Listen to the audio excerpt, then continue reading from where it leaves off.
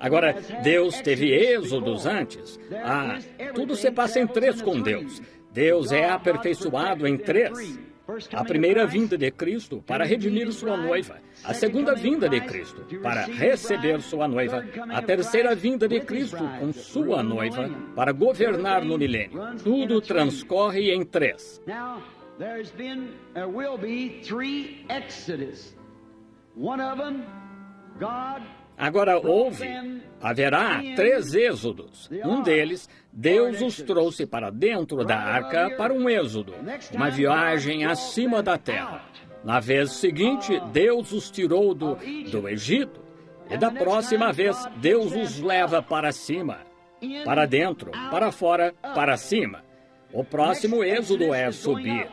Estamos frente a agora, o tempo de subir. Do mesmo modo que uma vida faça a mesma coisa. Nós entramos na vida, saímos da vida, subimos para a vida. Exatamente a mesma coisa.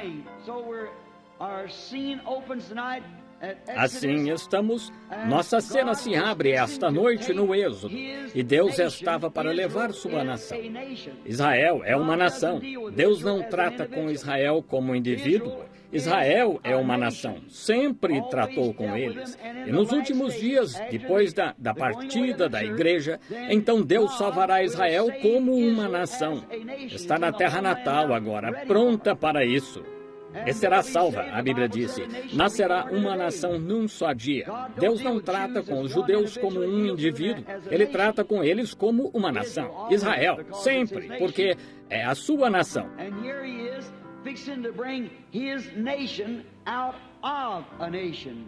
E aqui está ele prestes a tirar sua nação de uma nação, num êxodo, tirar seu povo de um juízo.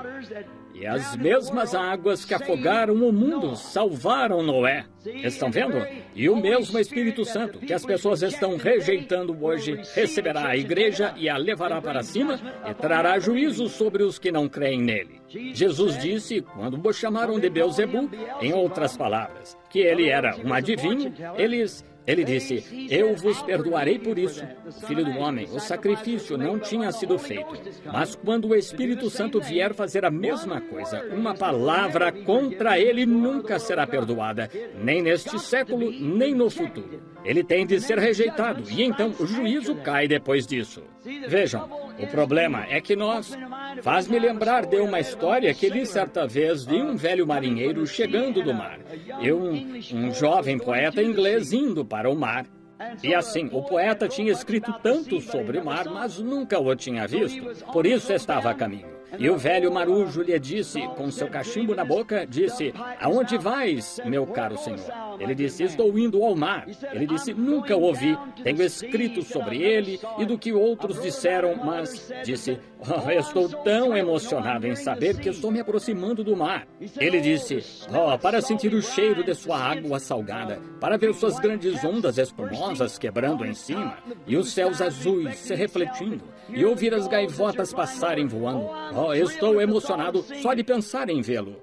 O velho marujo disse, nasci nele 60 anos atrás, não vejo nada de tão bonito nele. Vejam, ele tinha visto tanto dele que se tornou comum para ele. Agora, esse é o problema da igreja pentecostal hoje. Ela tem visto tanto de Deus que Deus se tornou comum para eles. Nunca deixe ser assim.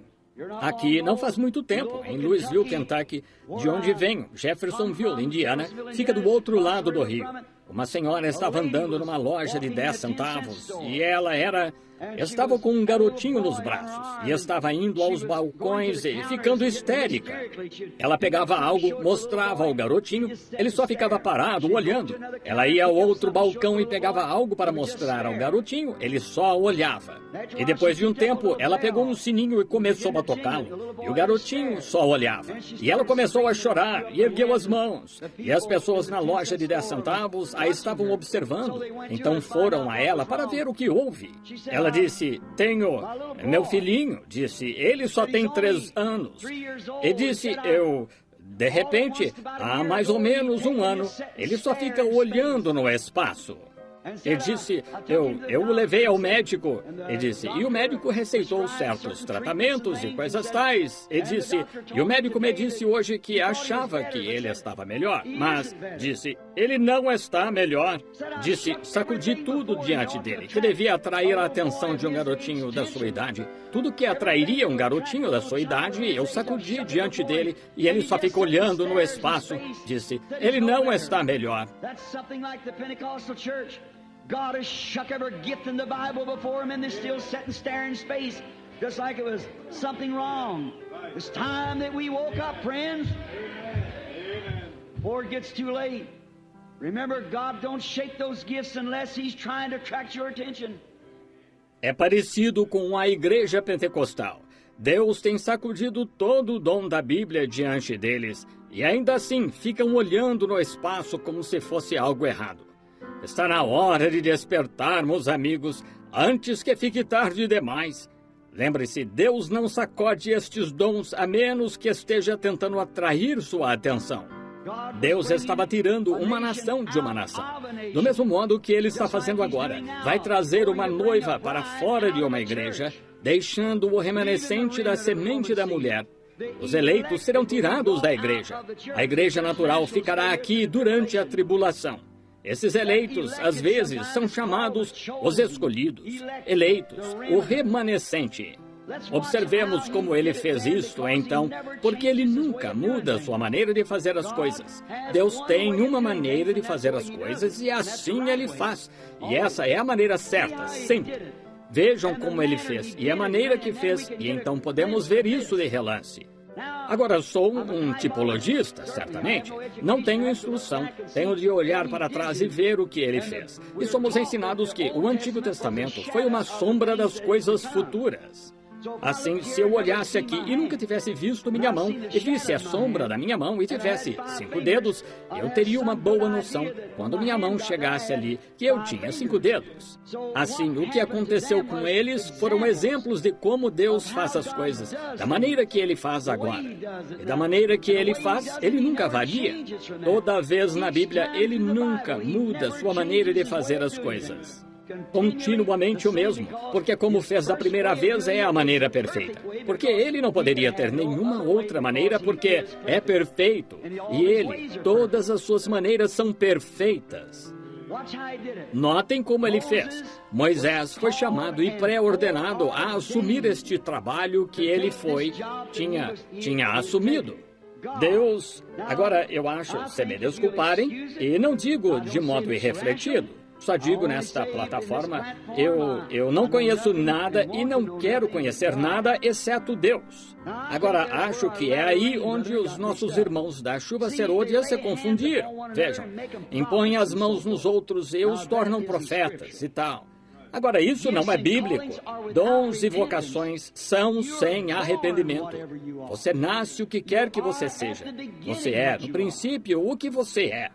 Vejam aqueles fariseus nos dias passados. Eles tinham só um pouquinho de luz, porque tinham a lei e viviam pela lei. Mas no fundo, o coração era tão negro quanto podia.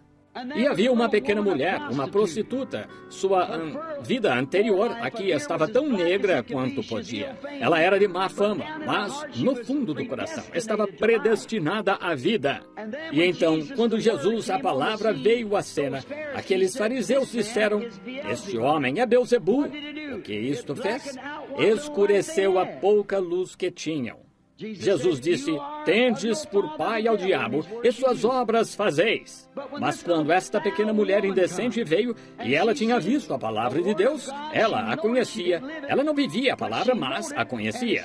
E tão logo isto falou com ela, ela disse, vejo que és profeta. E ela disse, eu sei que o Messias fará isto. E ele disse, eu o sou. O que isso fez? Limpou a negridão e tornou tudo branco. Por quê?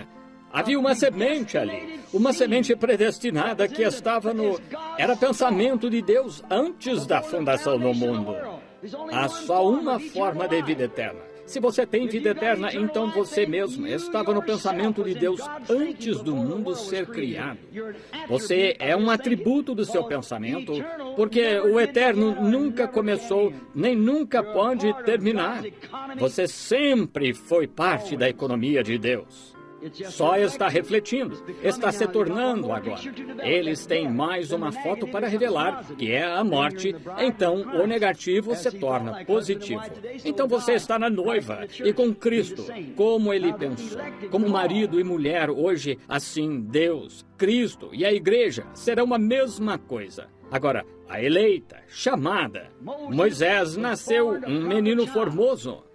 A Bíblia disse que um dos profetas, Jeremias, Deus disse, antes mesmo que foste formado no ventre da tua mãe, a nação te dei por profeta.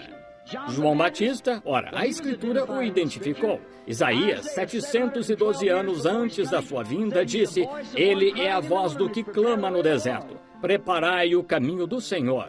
E uns 400 anos antes da sua aparição, novamente encontramos Malaquias disse, eis que envio o meu mensageiro ante a minha face para preparar o caminho diante do Senhor.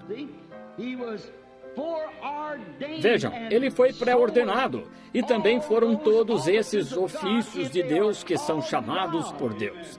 Se eles são instruídos nisso, é só bucha de canhão. Vejam, não pode ser nada. Se é um ganha-pão, então você vende seu direito de primogenitura por um ganha-pão.